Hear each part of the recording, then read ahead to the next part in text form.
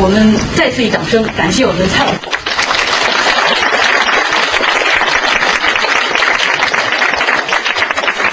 同學們呢，可能時間也不是特別夠，那麼給3個問題吧。不要問我中醫的問題啊。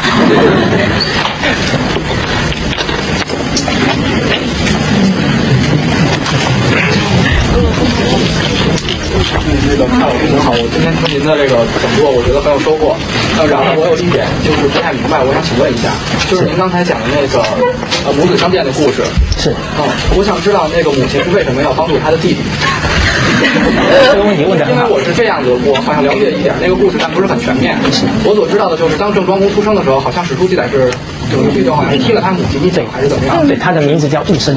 所以他的母親就是比較厭惡他。是。但是我不知道這一點，就是他母親既然已經幫助他的弟弟，雖然是親生的吧，但是幫助他的弟弟，那麼來討伐他的哥哥，我不知道這一點是否符合這種禮教，就是符合這種君君臣臣父父子子這種禮教，我不太清楚。謝謝。好，掌聲鼓勵。我們學習聖賢文化，要先確立正確的正確的思想，正確的態度，因為態度決定了我們的成就。絕對不是有了成就以後才改變我們的態度。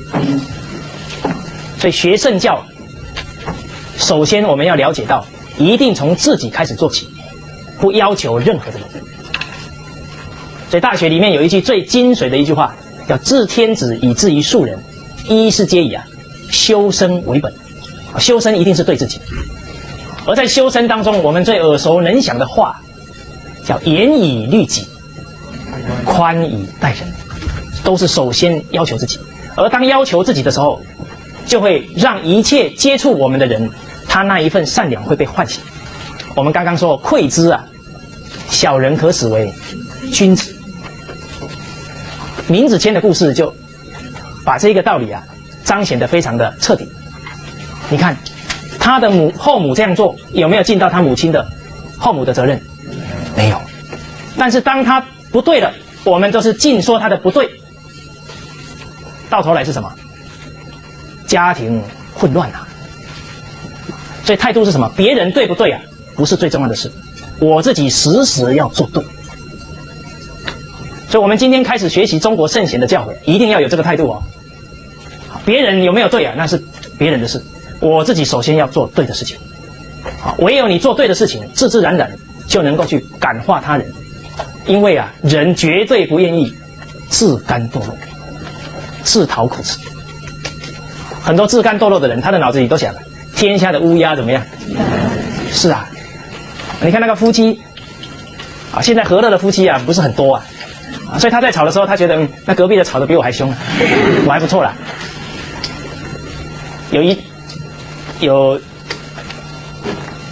樓裡面其中一層住了2戶人家，面對面住着，其中一對大吵小吵天天有，大吵369，另外一對是和和氣氣，相敬如賓那你看這一對吵翻天的夫妻會怎麼做看到人家有好的榜樣啦這個太太就看到四處無人的時候，就跑到對面去了為什麼要四處無人怕會丟臉。所以一個人求學問，首先要把什麼丟掉好面子，求不到學問了。然後就問他了，你們到底夫妻怎麼相處，怎麼可以這麼和樂？接着這個太太就講，她說我們夫妻和樂是因為我們家通通都是壞人，你們家通通都是好人。他是很納悶他接着又說比方說在我們家有一個杯子放在桌子旁，剛好我先生把它摔破了，我會馬上說對不起對不起，我把杯子沒放好。接着他先生說對不起對不起，我走路沒有注意到。所以兩個人都是錯，兩個人都壞人，所以很和樂。結果另外你們家是這樣先生碰了桌子呢，這個杯子摔下去了，你就對他講，你沒長眼都不會走路。結果你說結果他怎麼講他接着說，你不會放杯子害我中倒了。所以家庭的風氣啊，就在一念之間，各自责啊。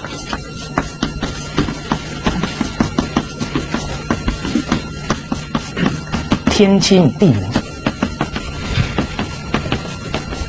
各相責啊，天翻地覆。當我們的親人已經犯錯的時候，我們還繼續咬着他的錯不放，鐵定是這個結果。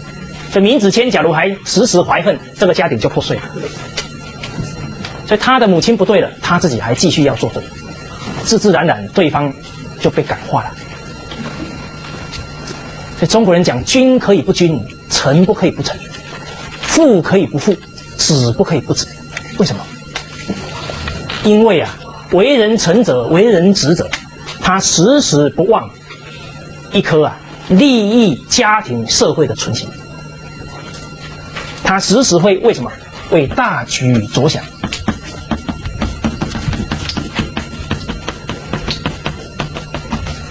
諸位同學，為大局着想的人吃虧了嗎？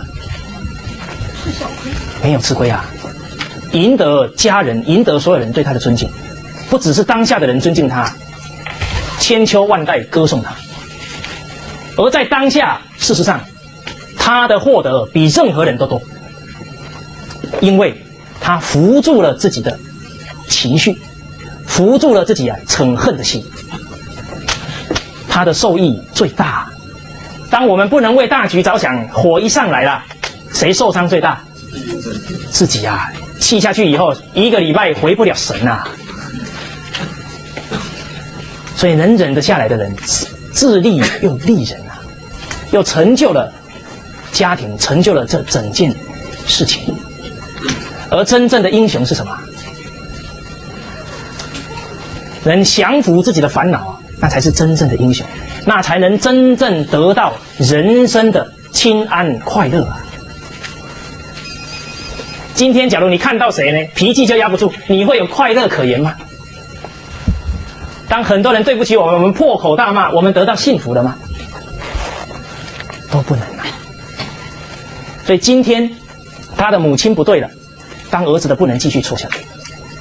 而我們也從這個事例當中了解到一個真相：治理一個家庭，對待親朋好友，絕對不能不平等，絕對不能私心啊，对這個喜歡的人好得不得了，那排斥不喜歡的人，這樣的人生能不能利益自己？你會讓很多的人埋怨你。再來，你疼這個兒子，這個兒子得好處了沒有？得好處沒有？沒有啊！你看他的弟弟到最後謀反啊，沒有好下場啊。所以你看，謀反沒有好下場，誰害的？母親害的，還有哥哥也有害。弟弟縱使再不對，當哥哥的要指導，要當榜樣。因為鄭莊公啊，好像有一點刻意促成了弟弟的野心，所以這個也是存心上有點偏頗掉。所以在春秋裡面孔子對他這一點是給他批評。所以你看，治家要平等心。為什麼范仲淹的家風可以承傳1000年？假如他都對着兒子好，對別人不好，他家風能傳多久？當場就敗了。所以孔子也好，范仲淹也好，他是平等愛護一切的人，他是視眾生為子女啊，視子女為眾生啊。有了這麼樣好的胸襟氣度就能成為你後代的榜樣。所以范仲淹4個兒子都很有成就，而且范存仁他第2個兒子當了宰相，成就比父親還高啊。父親是副宰相，他是正的宰相。但是我們從這裡又感受到中國人的厚道成就高過官位高過父親，但是我們了解嗎？不，很少聽到，因為兒子都會謙退，都會讚嘆自己祖宗父親的功業，而壓低自己的這一些不管是學問也好，還是成就也好。所以清朝康熙皇帝做了61年，乾隆做了幾年？60年啊！所以這個重視倫理不想去壓到祖宗的威德。所以從這裡我們都看到啊，中國人那種厚道之處。好，所以今天呢，我們從這裡明白到了，也是要用平等的心愛護一切的同學。好，謝謝。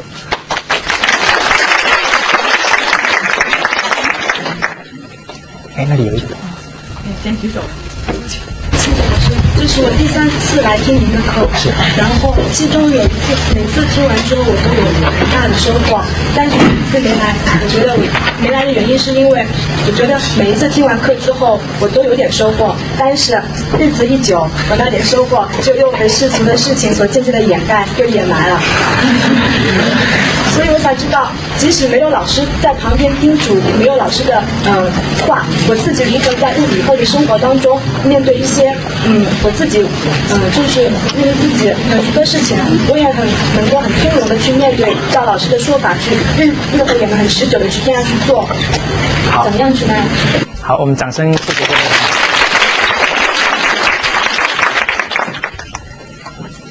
這我在這一段時間呢，常常有朋友會問我一些問題。那在問問題的時候啊，我也會有一種感受，就是問題都是想出來的。真正依照聖賢教誨去做不會有這些問題。因為我們自己本身還沒有具備判斷是非善惡利害的能力。我們現在剛開始在接觸，假如我們遇到事情還順着我們以前的一些思想見解，那很可能就會有很多煩惱出來。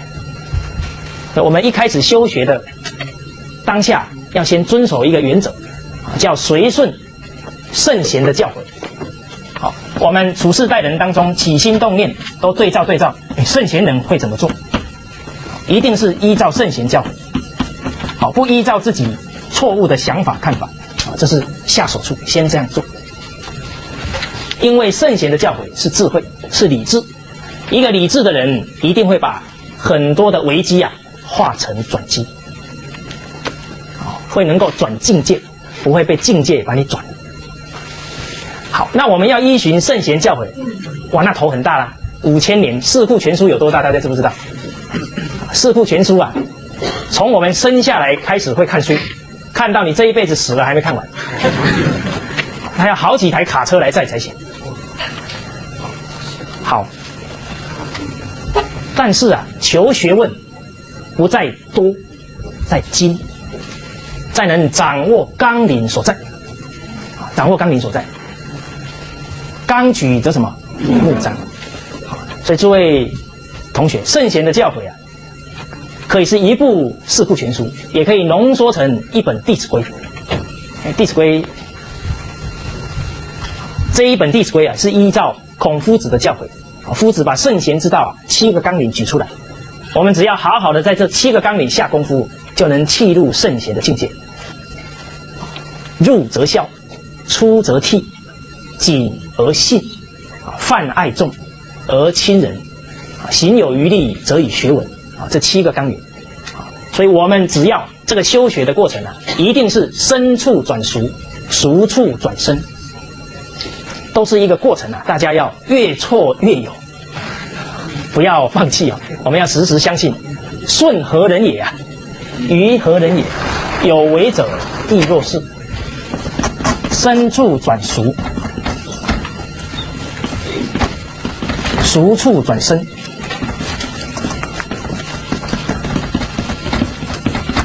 好，我們以前人家對我們無禮的時候我們馬上破口就罵出去了。結果因為開始讀《弟子規》了，突然那個話還沒出去呢，那個經文來了：言語忍，忿自泯。言語忍住了，彼此的衝突就沒有了。好，然後就止住了。這個就是對經文本來是陌生的，但是因為每天讀誦，越來越熟，時時會提醒自己。時時能提起聖賢教誨，那錯誤的觀念就怎麼樣？本來常常想現在呢，越來越陌生了，不熟悉了。這個整個過程就轉過來。所以我也跟很多人開藥方，我是沒有牌的。我們開的藥方是早晚把《弟子規》讀一遍，諸位同學有做的舉手。好，諸位同學，我今天會失眠，你們太殘忍了。哎，還是我那時候沒有開藥，沒開是吧？我對不起大家，太對不起了。好，我這個同學可能不知道煩惱了多久了哈，這個都是我的罪過。好，因為藥沒有開好，這一帖藥啊，3個月一定見效。早上讀一遍，晚上讀一遍。但是要在清醒的時候讀哦，你不要起來，早上在那裡打瞌睡呢。我念完了。好，晚上累得半死啊，躺下去說要讀一遍，讀到父母呼應不反就睡着。這樣不行，這樣不算數哈。要清醒的狀態啊，吸收才會快。好，早晚讀一遍，3個月見效。沒有見效的話，你來找我，我會全額退費。好，我們的關照能力就會很強，真的很。絕對會起很大的作用，只要我們堅持去做。好，再來，要先有信心。諸位同學，你相不相信這一本書可以解你人生所有的煩惱？相信。你們都沒看過，怎麼會相信？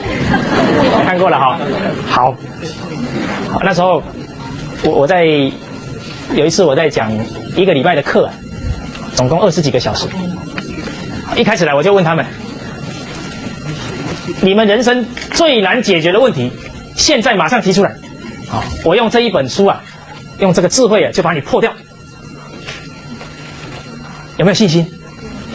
我怎麼變那麼小？是啊，你看世間的人覺得最難處理的是什麼關係？這不能怪你們，你們比較沒有經驗哈。什麼關係最難處理？夫妻關係最難處理。不然呢，離婚率為什麼那麼高？是吧？好，這個離婚現象是一定要止下來，不然社会會動盪。離婚率帶動的事情太嚴重了，孩子從小很可能就沒有辦法健康成長。所以有一位幼兒園老師他就說他現在教孩子發現3、4歲的孩子就笑不出來了。我們聽到這樣的話都覺得很不忍心一個孩子3歲就笑不出來，這一生會不會幸福？難其中就有觀察到孩子當面臨父母有衝突的時候他整個面容非常的憂慮憔悴。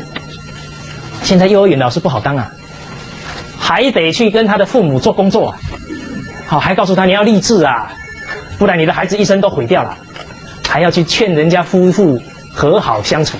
所以現在當一個好老師容不容易不容易，但是很有意義他們就發現到只要孩子父母有衝突了，馬上在孩子臉上看到他們去調解好了一點孩子就比較有笑容。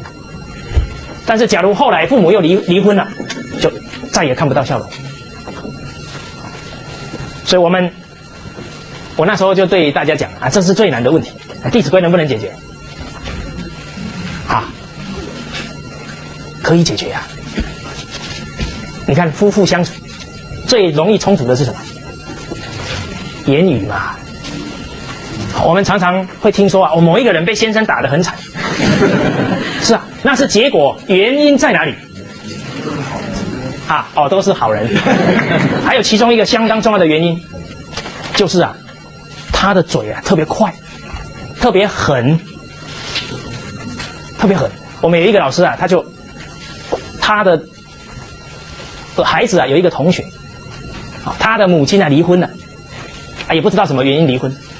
後來他的母親又交了一個男朋友，結果剛好這個老師那一天去學校，就遇到了這個同學的媽媽，兩個人就一起，剛好在校園聚在一起了，就一起走了一段路。結果這一個女性她的男朋友來了以後她就罵那個男人，越罵他就怎麼樣？越打他。結果這一位老師就說：“你先把嘴巴閉了吧，他就不會打你了。”他說：“他打死我也要罵。”旁邊圍成一團這個老師也束手無策言語忍，恨自明而且忍下來會讓對方生慚愧所以有一次我講完課之後，有一對夫妻他的太太來聽課了。聽完以後回去就跟他先生講，說那一件事啊是我不对，我跟你道歉。他先生結婚這麼久沒聽過他說對不起愣了一下，然後說：“這件事明明我不對啊，你還跟我道歉？”你看其實都知道自己不对，就是要逞什麼，就咽不下那一口氣啦。他就說：“明明我不对啊，你還跟我道歉，那我好像就很不是人了，是吧？”所以退一步啊，海闊天空。所以家庭裡面呢，言語最容易衝突，再來金錢最容易冲突。而且那個言語當中有很多忌諱啊，絕對不能罵对方的父母，罵对方的親人，是吧？那都是言語造成的。那一罵，這一輩子那個隔閡怎麼樣？很難去除啊。所以障礙都是誰造成的？自己造的啊。那很容易為錢起衝突啊。今天婆婆生病了，不等先生講，你馬上呢先生還沒下班你就把錢送去了，甚至帶你婆婆去看醫生都是你掏腰包。你先生知道了这件事怎麼樣？感動莫名啊，說不定那一天就帶你去看電影了，對不對？是啊，你看每一句啊都能解決人與人的衝突，是我們不肯學啊。人與人的問題哪有那麼複雜？好，先這樣吧。先這樣，我看時間也差不多了。差不多了，老師在这上面站。那一位同學好像很失望，就讓他再錄。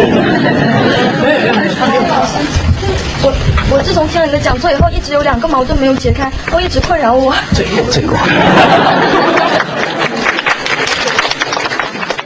首先是我是學衛生事業管理的，然後我自從聽你的講座以後，就回去看史書，然後就講周朝的時候是以道德來治國，然後到了好像是秦孝王的時候，然後秦孝公的時候，商鞅變法之前，他請求商鞅說治國之道有2種，一種是王法，一種是王道，一種是霸道。王道就是以道德來治國，霸道是以法治来治國。然後現在這個社會就都是講求法律的不斷完善，然後要是社會出現了什麼問題，總是說要促進哪種法律的出台。是。然後我覺得這是第一個矛盾，我無法用這個傳統文化跟那個衝突解開。另外一個是我學西方經濟學，然後經濟學的那個前提條件是以人的慾望為本來研究怎樣提高那個效率，然後西方經濟學講要激發人的那種慾望，但是中國傳統文化講的是人應該滿足，但是現在國家在發展，必須要發展經濟，要向西方去學習，然後在這種衝突裡面應該怎樣去看待？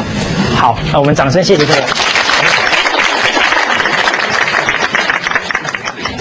諸位同學，學習要學好的，不能學不好的，學不好的越學越糟糕。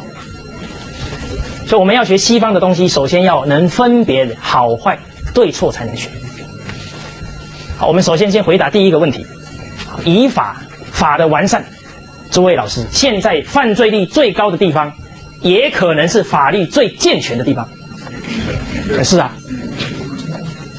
為什麼？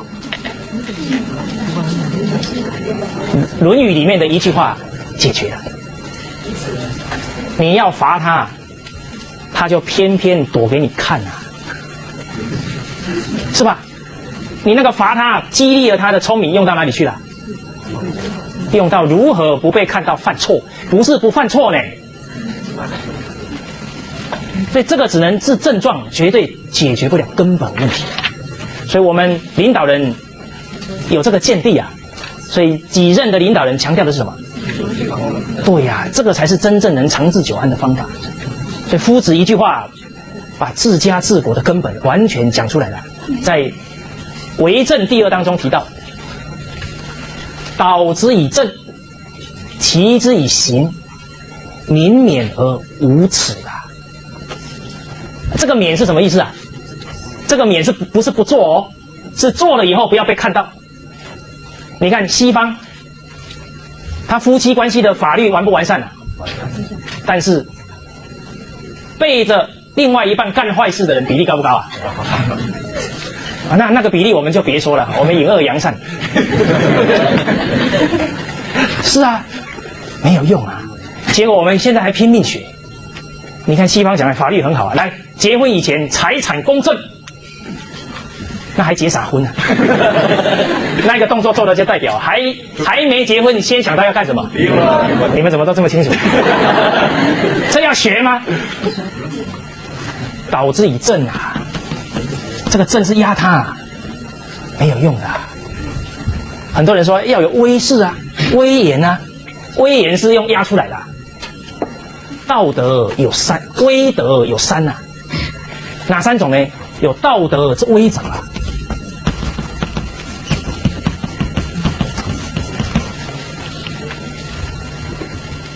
我們看到主席，我們的總理，我們很尊重啊。我們會想到，在這一次印尼海嘯當中，我們的溫總理在參加國際會議的時候，他的飛機上放了什麼？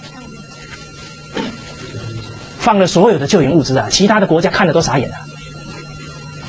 他們是來開會啊，總理是馬上就幹啊。所以你看，所有其他國家看到了中国人那種仁慈之心啊，這是總理承傳了我們中國的文化。你看，鄭和下西洋，全世界第一個發現世界的是誰啊？鄭和啊，不是哥倫布啊。早哥倫布100多年就發現了美洲啦，世界都繞過了，南北極都有啊。哥倫布的船很小啊，鄭和的船是太和殿的2倍長啊，這個都有記載的啊。而走過了100多個國家地區，沒有對人家發動侵略。你看西方才興盛了兩三百年，把整個世界搞成什麼樣子啊？所以要救這個世界啊，中國人圣賢的思想一定要出來啊，不然沒救啦。我這不是詛咒啊，我這是講事實啊。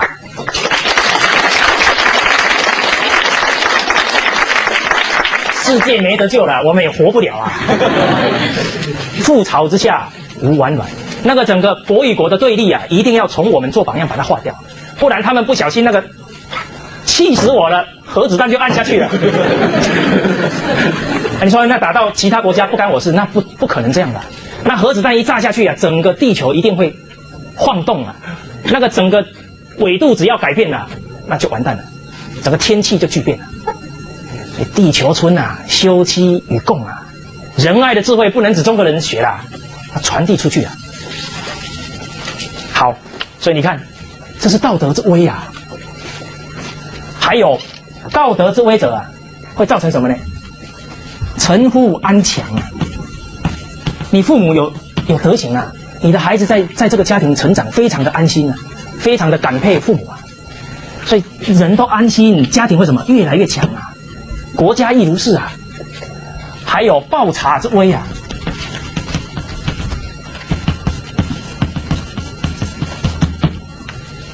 都是用暴力啊。這個察是什麼呢？每天拿着放大鏡看人家做不對的事啊。這個家庭裡團體的人有什麼感受啊？很不舒服啊。趕來的是什麼？這個家庭團體越來越衰微下來。第三個啊，狂妄之威啊。你看這狂妄之威啊，他的孩子跟他一般高了，拳頭還比他大一點了，他會跟他爸爸說：“爸爸，人的忍耐是有限度，你不要逼我。”狂妄之威啊，是吧？你給我去讀書，自己翹着腿在那裡喝酒，誰服得了啊？狂妄之威趕來的是什麼？是滅亡啊。所以你看夏桀那時候這麼暴虐啊，臣子都規勸他，趕快啊，順天者昌，逆天者亡啊。那個夏桀說：“太陽會滅亡嗎？”你看都聽不進去人家勸言，結果他這個傲慢的狂妄的態度啊，傳到民間去啊。民間回他一句話：“吾及與汝偕亡。”換作白話叫：“我跟你拼了。”所以亡國之君通通是狂妄的，都趕來是這樣啊。所以夫子講：“導之以政，齊之以刑，民免而無恥。”而這個免是哈，你給我記住，一有機會我一定給你報回來。所以你看，我們現在五倫關係都朝這個錯誤的方向發展了。現在的企業君臣關係花了大量的精力啊，怎麼考核員工認不認真工作，然後還派一大堆人員在那裡盯來盯去，盯到最後哈，很多人把錢拿給這些稽查人員、考核人員，開始給他收買，有沒有？那樣下去也不得了啊，會累死人啊！我們大方馆文化公益網成立至今沒有打過，從來沒有打卡過啊，也沒有任何的什麼要求，都是自動自發。為什麼？《弟子規》共同的理念、共同的理想啊，我們要對得起家庭，對得起社會、國家，以及对得起我們的祖宗啊，這是我們這一個時代本來就應該盡的本分。